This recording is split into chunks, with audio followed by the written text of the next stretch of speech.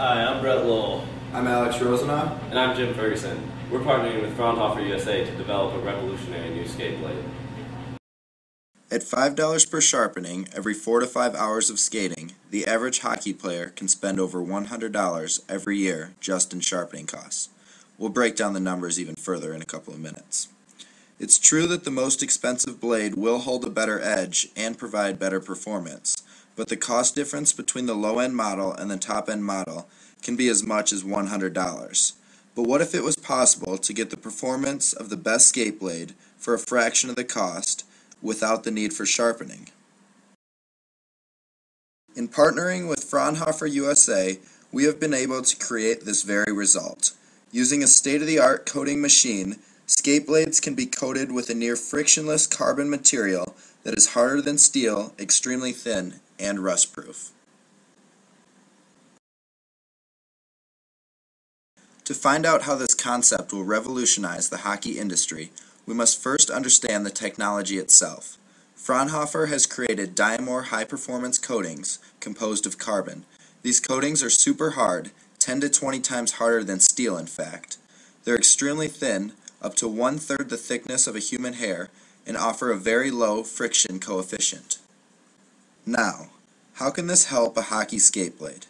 Well, because the coating is carbon-based, the blade will never rust, which as a hockey player knows is a constant problem when water builds up after skating. Additionally, with such a hard shell, the need to sharpen a skate every 4 to 5 skates will be eliminated. The nearly undetectable thickness allows any blade to be coated while still fitting in its original holder. This way, anyone can purchase the coated skate blade without the need to purchase a new proprietary holder.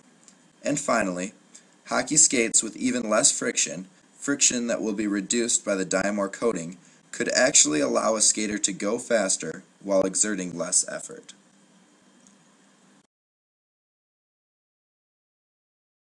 The highest end skate blades can sell for $130, while the lowest end blades sell for just $14. Currently, there is a reason for an avid player to spend the $130. The blades hold a better edge, last longer, rust less, and have all-around better performance. But after the first $130 is spent, the blades still need to be resharpened every 4 to 5 skates. The average resharpening costs around $5, and the average amateur player skates roughly 3 to 4 times per week from August until April. So at the bare minimum, sharpening every 5 skates and skating just 3 times per week, an amateur hockey player would spend around $115 every season in sharpenings alone. Pictured here is a diagram of a hockey skate blade. By coating the outer edges of the blade with a material harder than the steel blade itself, the blades will actually sharpen themselves, a concept known as rabbit teething. When the weaker steel wears down in the middle of the blade, the coating will have nothing to hold on to, causing it to break off, re-establishing the previously sharpened edge. There are 2 ways that our firm can be organized. The first is by purchasing a coating machine from Fraunhofer and producing coated skate blades in-house. Unfortunately, this would take a significant amount of startup capital and is therefore not feasible at this point in our venture. The other and more viable option would be to outsource the process of coating to Fraunhofer. A self-sharpening blade has many benefits in addition to the cost saving. To start, sharpenings take about 5 minutes each.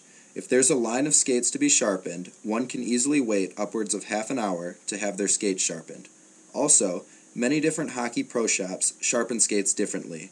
With blades that never need to be resharpened, a hockey player can always count on a consistent edge every time they hit the ice.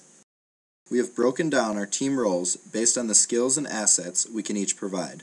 Brett Lowell is a management major and will therefore handle the managerial functions and business write-ups. As a finance major, Jim Ferguson will take the lead in the very important role of managing the finances that go along with a startup. And lastly, Alex Rosenau is a finance major who also plays hockey and will thus take charge of the product development and testing. Thanks for your time and your attention.